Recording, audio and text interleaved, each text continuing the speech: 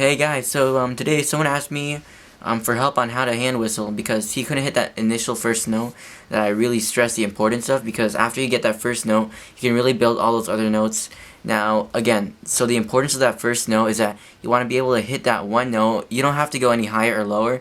Just stay on that one note, be able to hit it every single time you put your hands together. Keep doing this for about 2 days. And eventually, maybe you'll try to go for a little bit higher than that, maybe one note higher. So anyways, how to do that is, it's been a while since I did that first video on how to do the hand whistling.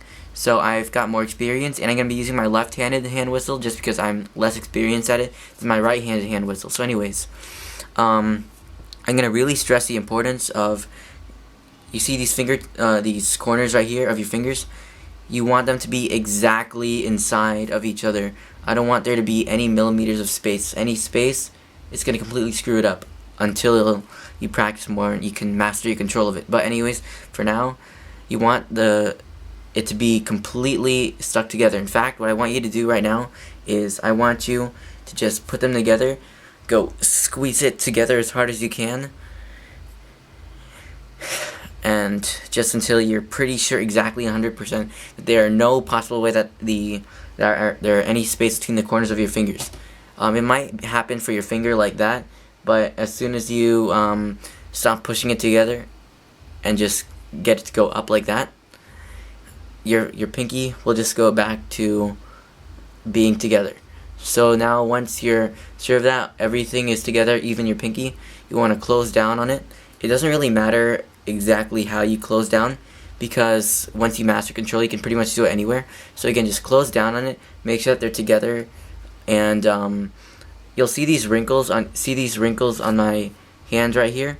What you're gonna want to do is when you put your hands together, you're gonna want to squish it up so the wrinkles are kind of smoothed out by your other hand. It's gonna be a bit difficult to explain, but it's kind of like an ironing. So you're gonna want to move it up. So again, put it together. Now when you bring it down, you want to slide it up a little bit so that the wrinkles are removed, and that really helps with the airflow. And anyway, so now you're wondering, what about my index finger? Because my index finger, or your index finger over here, see, when you bring it down, you can either bring it down all the way like that or like that. But what you want to do is you want to bring it down like that. You don't want it to go all the way down, because then it's going to really restrict the amount of air that can go inside your hands.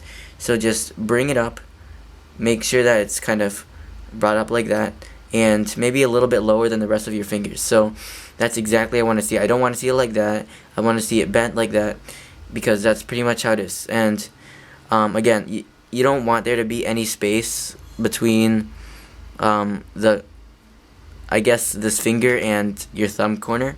So what you want to do is, again, what some people think after hearing my first advice, when I told them to make sure that there's no space, they're going to want to try to bring it down like that. But it's okay if you just bend it and make sure that it's covering it up a little bit. So once you're pretty sure that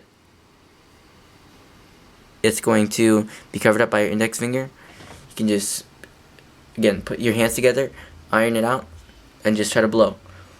This is my left hand, and I'm absolutely terrible at it. I can barely whistle at it, so I'll just try it. If it works, that's good. If it doesn't, well, it's gonna be bad for the tutorial.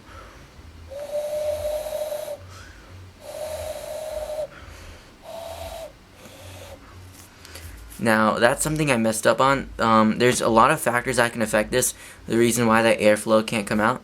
One of them can be, sometimes if you are pushing too much in the front like that, like where your thumbs are, sometimes it will cause the space in your hands to kind of expand a little bit on the back, and that's really bad. So you want to put most of the pressure in the back and just keep a decent amount of pressure in the front. And that's pretty much it. So I'm going to try it one more time and see if I can get it right.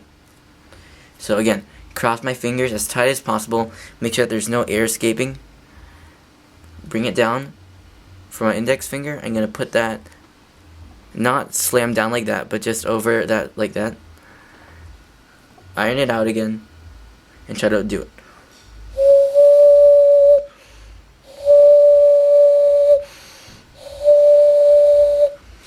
Now, as you can see, it kind of goes like after a blow, it takes maybe 1 second for it to actually produce a sound, and that's because I'm a beginner at doing it the left-handed style.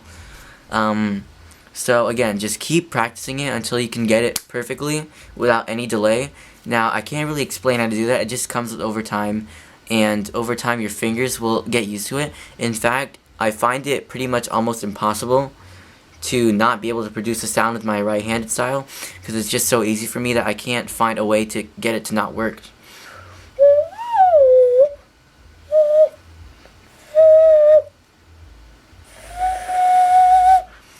So as you can see, over time, for some strange reason, it's just going to work every time. But I just want you to keep practicing, hitting that first initial note. Make sure that, to summarize, make sure everything's nice and tight. Close it down, doesn't matter exactly where. Make sure that a lot of pressure is in the back. Put your index finger slightly hunched like that. Now, make sure that there's a lot of pressure in the back. And you're good to go. Alright, if you enjoyed this tutorial, leave a comment and give some feedback, maybe a like rating. And also some suggestions for any tutorials in the future that you might want later. Alright, so thanks for watching, and see you guys later.